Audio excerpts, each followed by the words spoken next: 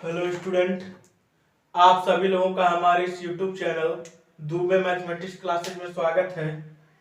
जैसा कि पिछले वीडियो में हमने आपको ये जो चैप्टर शुरू हुआ है जो है गुणोत्तर माध्य ज्योमेट्रिक मीन, ये जो सीक्वेंस एंड सीरीज चैप्टर चल रहा है, इसमें जो है पिछले वीडियो में हमने आपको ज्योमेट्रिक मीन या गुणोत्तर माध्य के बारे में पढ़ाया था और उसी सीरीज में आज गुणोत्तर माध्य से ही संबंधित एक टॉपिक है। उस टॉपिक का नाम है क्या, to find an geometric mean between two numbers A and B. यानी कि हिंदी में इसको समझे तो कह रहा है दो संख्याओं ए और बी के मध्य यन गुणोत्तर माध्य पद ज्ञात करना। जैसे इसका मतलब क्या है, इसका मतलब ये है जैसे हमने मान लीजिए कोई गुणोत्तर श्रेणी बनाया, गुणोत्तर श्रेणी हमने मान लीजिए कोई A B C D E इस प्रकार से कोई गुणोत्तर श्रेणी है। हमने मान लिया लास्ट में यहाँ जेड है, ये इस प्रकार की कोई गुणोत्तर श्रेणी हमको दी गई है। तो इसमें हम बताते थे अगर मान लीजिए कोई तीन जैसे गुणोत्तर माध्य की हमने आपको परिभाषा बताया था कि ए बी और सी, वहां पर तीन ही पद लेकर चले थे। कोई तीन संख्याएं अगर गुणोत्तर श्रेणी में हो तो उनका मध्य वाला पद जो है यही कहलाता था क्या, गुणोत्तर माध्य ए और सी बाकी दो शेष राशियों का। तो ठीक है, यानी कि इसका मतलब इस श्रेणी में ये जो ए बी सी तीन पद की श्रेणी दिख रही है, इसमें बी जो है ए और सी का गुणोत्तर माध्य है। सेम यही कुछ कंडीशन इस श्रेणी में भी दिख रही है। इस तरह से जैसे ये तीन ही पद की श्रेणी है और ये जो है कई पद की श्रेणी है, लेकिन इस तीन पद की जो हम कह सकते हैं कई श्रेणियां इसमें जो है हमको मिलेंगी। तो जैसे देखते हैं, जैसे यहाँ पर हम ए बी और सी इन तीन पद टर्म को अगर हम लें ए बी सी को, तो इसमें जो है बी गुणोत्तर माध्य कहलाएगा ए और सी का। लेकिन हाँ, इसी ए को हम यहाँ से हटा दें एक मिनट के लिए, हम ले लें बी सी और डी को ले लें अगली, यानी कि इन तीनों को हम ले लें अगर, तो इसमें ये भी जो है तीन ही पद की एक गुणोत्तर श्रेणी है। बाकी और सबको हम छोड़ देते हैं, यही समझते हैं कि यही तीन ही पद की श्रेणी है हमारे पास। तो इसमें सी जो है गुणोत्तर माध्य है बी और डी का। ठीक है, ये भी आपको समझ में आ गया रहा होगा। अब इसी में अगर हम यहां से बी को भी हटा दें, बी को भी हटा दें और सी और डी और हम ई को ले लें ई, तो यानी कि इन तीनों पदों को हम ले रहे हैं। तो इसमें देख रहे हैं आपको यहाँ पर डी गुणोत्तर माध्य मिल रहा है सी और ई का, और इसी प्रकार से हम बढ़ाते जाएं, लास्ट में हमको क्या यहाँ जेड है, तो लास्ट में हमको मिलेगा एक्स वाई और जेड। तो एक्स वाई जेड, इसमें जो है वाई हमको गुणोत्तर माध्य ज्योमेट्रिक मीन दिख रहा है एक्स और जेड का। सेम उससे पहले एक्स भी जो है डब्ल्यू और वाई का गुणोत्तर माध्य होगा। यानी कि इससे हमको स्पष्ट क्या हो रहा है, स्पष्ट ये हो रहा है कि ये दो संख्याएं जो हैं, मतलब ये कोई हमको श्रेणी दी गई हो, ये श्रेणी मान लीजिए हमको दिया गया अल्फाबेटिकल ये गुणोत्तर श्रेणी है A B C D E, यानी कि हम जेड तक हमने मान लिया है। तो इसमें जो है अल्फाबेटिकल जो है इसमें 26 टर्म है और 26 हम जो सबको दिखाए नहीं है लेकिन लास्ट में जेड लिख दिए हैं। तो इसका मतलब आप लोग समझ जाइए कि यहाँ अल्फाबेटिकल ये सभी अक्षर हैं।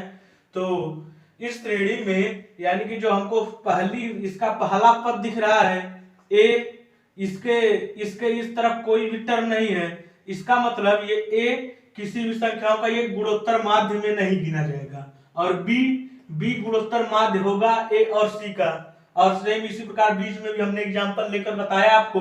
और अगर लास्ट में चले, लास्ट में जेड को देखें, तो जेड के इस तरफ तो मान लीजिए अंग है, श्रेणी है, लेकिन दाहिनी तरफ कुछ इसमें नहीं है। इसका मतलब जेड भी गुणोत्तर माध्य नहीं होगा। और बाकी ए और जेड के बीच में पड़ने वाली सभी संख्याएं जो है किसी ना किसी का गुणोत्तर माध्य कहलाएंगी। तो इसी चीज को जो है हमको निकालना है। इसी चीज को निकालने के लिए इस टॉपिक में क्या, इस टॉपिक का नाम दिया गया है दो संख्याओं a और b के मध्य यन गुणोत्तर माध्य पद ज्ञात करना। यानी कि ये 26 टर्म है, तो 26 टर्म से यानी कि हम देख रहे हैं केवल 2 टर्म ए और जेड किसी का गुणोत्तर माध्य नहीं है, बाकी बीच के जो है यन पद यानी कि 24 जो संख्याएं हैं, 24 अल्फाबेट जो देख रहे हैं वो किसी ना किसी का गुणोत्तर माध्य तो होंगे ही। तो उसी प्रकार से यहाँ मान लीजिए 26 टर्म की श्रेणी है।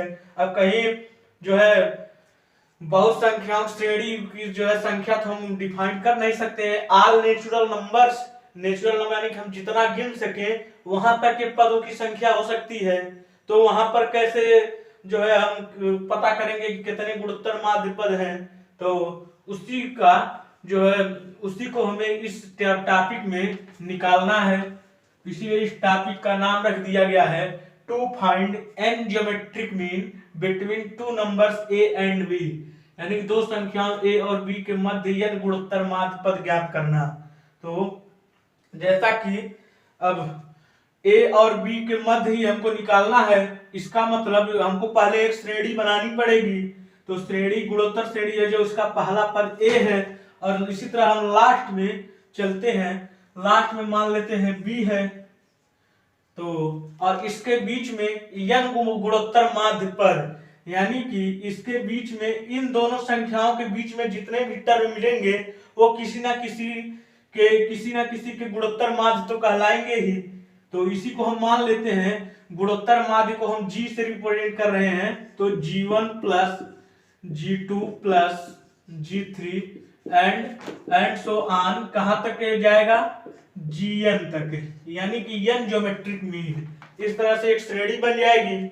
अब ये श्रेणी जो हमको दिख रही है ये गुणोत्तर श्रेणी है जिसका फर्स्ट टर्म a है और लास्ट टर्म b है, और इसके बीच में n गुणोत्तर माध्य पद है, यानी G1 G2 G3 and so on Gn तक। तो ठीक है, ये हमको जो है एक श्रेणी मिल गई। अब इसी का जो है हमको ये G1 G2 G3 की वैल्यू हमको निकालना है। वैल्यू निकालने के लिए उनका एक फार्मूला इनका मिलेगा हमको, उस आधार पर हम इनकी वैल्यू निकालेंगे। यही इस टॉपिक में हमको जो है दिखाना है। तो आइए अब शुरू करते हैं। तो शुरू करते हैं कैसे, ये आपको एक गुणोत्तर श्रेणी मिल गई, एक गुणोत्तर श्रेणी एक मिल गई हमको जिसका फर्स्ट टर्म a है, लास्ट टर्म b है, और इसके बीच में n गुणोत्तर माध्य पद है। तो गुणोत्तर श्रेणी का जैसे हमने बताया, गुणोत्तर श्रेणी के किसी भी फार्मूला को अप्लाई करने के लिए हमको किस किस चीज की जरूरत पड़ती थी। सबसे पहले जरूरत हमें पड़ती है फर्स्ट टर्म की, बात आती है फर्स्ट टर्म जिसको वहां पर हम स्मॉल a से रिप्रेजेंट कर रहे हैं, रिप्रेजेंट करते थे, लेकिन यहाँ पर हम इसको कैपिटल A से रिप्रेजेंट करेंगे। और इसके इक्वल क्या, ये क्या है जो है a, हमको ये फर्स्ट टर्म दिया गया है स्मॉल a, और लास्ट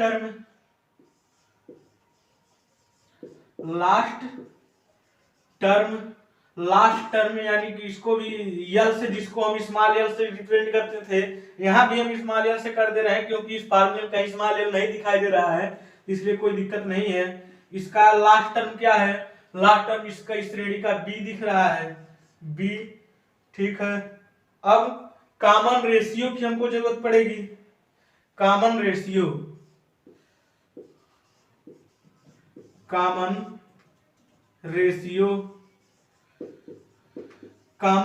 जिसको हम स्मॉल आर से, वहां यहाँ पर हम पहले कैपिटल आर से दिखा दे रहे हैं, फिर इसको इसी को मान लेते हैं स्मॉल आर है, ठीक है। अब जो है नंबर ऑफ टर्म्स, इस श्रेणी में नंबर ऑफ टर्म कितने होंगे, लिखते हैं हम नंबर ऑफ टर्म, इसको कैपिटल एन से हम जो है रिप्रेजेंट कर दे रहे हैं। और ये पदों की संख्या इस श्रेणी में कितनी है, इस पर जैसा थोड़ा यहाँ पर आपको ध्यान देना पड़ेगा, G1 G2 G3 and so on Gn, यानी कि n पद तो हमने गुणोत्तर माध्य माना है इस श्रेणी में, यानी कि n गुणोत्तर माध्य पद हैं, और n गुणोत्तर माध्य पद के अलावा दो संख्याएं और है इसमें, a और b, इसलिए पदों की संख्या इसमें क्या हो जाएगी, n+2, ठीक है। तो इतने, तो यहाँ पर हम इसको लिख सकते हैं अकॉर्डिंग टू, यहाँ ऊपर हम लिख सकते हैं अकॉर्डिंग टू दिस सीरीज यानी कि इस श्रेणी के अनुसार हमको इतनी चीजें मिल गई। अब हम फार्मूला कौन सा अप्लाई करेंगे? देखिए, हमको लास्ट टर्म पता है, पदों की संख्या पता है, फर्स्ट टर्म पता है, और तीन चीज हमको पता है। तो इनका जो है एक फार्मूला हमने आपको वहां पर ड्राइव कराया है गुणोत्तर श्रेणी में। वो फार्मूला क्या था? लास्ट टर्म का फार्मूला। Last term is equal to हमको क्या मिला था? यानी कि लास्ट टर्म या यनवा पद दोनों एक ही चीज होता है। तो यनवे पद का फार्मूला हमने वहां प्रूव कराया था, ए आर्क पावर n माइनस 1। वहां पर स्मॉल था, यहाँ पर चूंकि हमने कैपिटल फर्स्ट टर्म ए और सबको इस कॉमन रेशियो को आर और नंबर ऑफ टर्म को कैपिटल एन माना है, इसलिए हम इस तरह फार्मूला लिख सकते हैं, ए आर्क पावर n माइनस 1। तब इसी फार्मूले में हम सभी वैल्यू को रखते हैं, तो जो आएगा फिर देखा जाएगा। तो यल लास्ट टर्म हमको क्या यहाँ पर मिला है? लास्ट टर्म स्मॉल b है, is equal to capital A, यानी कि फर्स्ट टर्म क्या है? फर्स्ट टर्म स्मॉल ए है, और कैपिटल आर यानी common ratio small capital R बराबर हमने इसको क्या स्मॉल आर माना है। और n क्या है? कैपिटल एन जो है नंबर ऑफ टर्म है। तो नंबर ऑफ टर्म कितना है? कितने हैं इसमें? n प्लस 1 नहीं n प्लस 2 है। तो n plus 2 number of term है, और माइनस 1 है, तो माइनस 1 हम यहाँ लिख देंगे। अब फिर एक बार और सॉल्व कर देंगे, तो b इक्वल टू क्या हो जाएगा? a r के पावर n 2 में एक कम हो जाएगा, a r power n plus 1।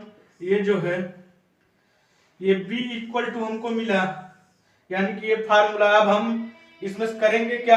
r की वैल्यू हम निकालेंगे। तो अब फिर यहाँ पर हम लिखेंगे r के पावर n प्लस 1, r के पावर n प्लस 1। थोड़ा यहाँ पर ये डिवाइडर लगा देते हैं। r के पावर n प्लस 1 की वैल्यू क्या मिलेगी? a जो है यहाँ b में डिवाइड हो जाएगा, b अपान a। इसकी वैल्यू हमको मिल जाएगी b अपान a। अब r की वैल्यू अगर देखें तो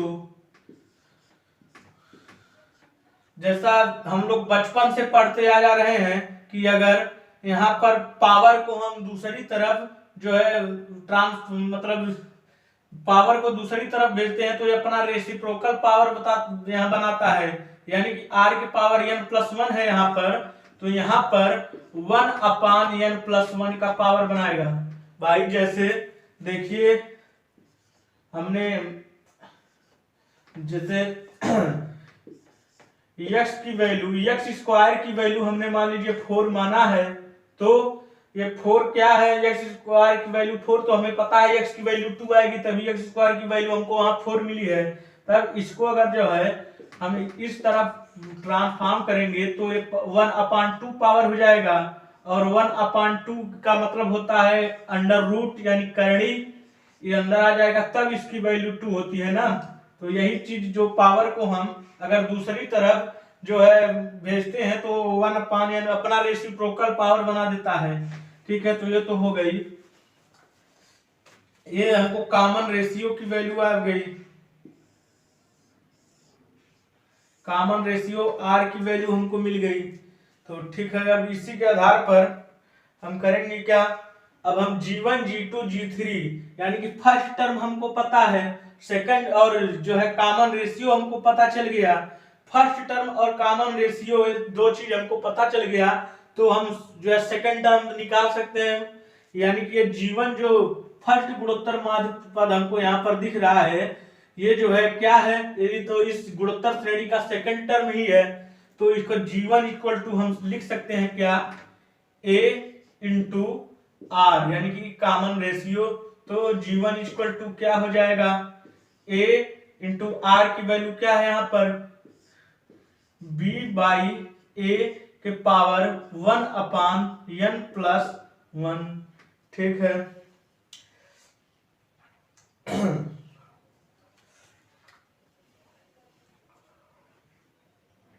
ठीक है, तो हमको जो है ये G1 की वैल्यू मिल गई। अब इसी तरह से हम G2 की भी वैल्यू निकालते हैं। G2 की वैल्यू निकालते हैं, G2 G2 क्या होगा a इंटू आर स्क्वायर। ठीक है, तो यहां पर हम देखते हैं a इंटू आर स्क्वायर, तो G2 बराबर a into R square. R square का मतलब ये जो हमको दिख रहा है b बाई ए के पावर 1/n+1, और इसी का स्क्वायर जो है किया गया है, इसी का स्क्वायर।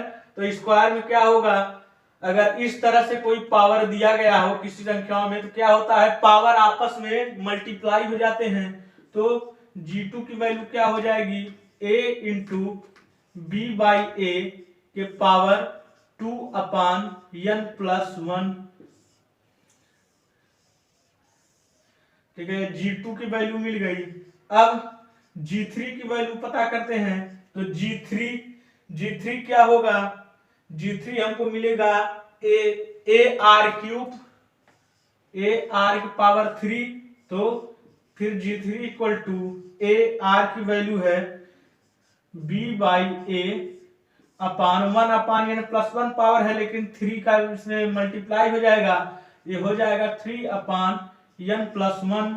ठीक है, इतना चाहे आप लोग कॉपी कर सकते हैं, फिर इसको हम मिटाते हैं तब आगे बताते हैं।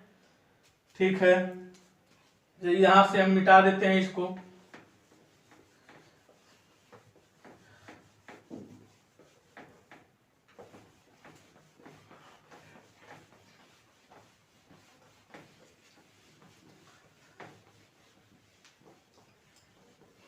जैसे अब हम देखते हैं जो मिला है इसको हम एक बार एक जगह लिख देते हैं। G1 इक्वल टू हमको क्या मिला है a इंटू बी बाई ए के पावर 1/n+1, और इसी प्रकार G2 की वैल्यू हमको क्या मिली है, G2 की वैल्यू मिली है यहां से a upon b minus A b अपान ए के पावर 2/n+1, और G3 की वैल्यू क्या मिली है, G3 की वैल्यू यहां से हमको मिली है a b upon A power 3/n+1। तो इसी तरह से अब हम जो है Gn की वैल्यू निकालेंगे, यानी कि नॉर्मल ज्योमेट्रिक मीन जब हम निकालेंगे G1 G2 G3 निकाल लिए एंड सो ऑन। इस तरह से हम जब nवें पद पर पहुंचेंगे, इसकी वैल्यू जब निकालेंगे तो क्या हो जाएगा, तो इसको हम सिमिलरली लिख सकते हैं। सिमिलरली इसको हम क्या लिख सकते हैं, तो यहां पर हम लिख सकते हैं similarly Gn is equal to, तो यहां पर देख रहे हैं हम a जो है हर टर्म में मिल रहा है, तो a जब हर टर्म में मिल रहा है तो इसको फिर यहां पर भी मिलेगा, इसी तरह से उतार दे रहे हैं। फिर b by A her term में मिल रहा है, तो b बाई ए को भी इसी तरह से हम लिख लेते हैं।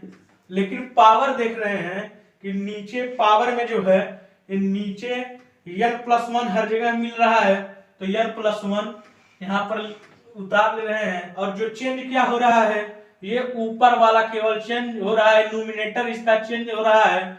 न्यूमिनेटर क्या है, जब यहाँ पर 1 मिल रहा है तो यहाँ पर भी 1 है, जब यहाँ पर 2 हमको दिख रहा है तो ये 2 हो गया है, जब यहाँ 3 दिख रहा है तो ये 3 हो गया है। अतः जब यहाँ पर n हम लिख देंगे तो ये क्या हो जाएगा n। तो इसी तरह से हम चाहे तो इसी तरह से हम n geometric means between two numbers a and b पता कर लिए। अब चाहे तो आप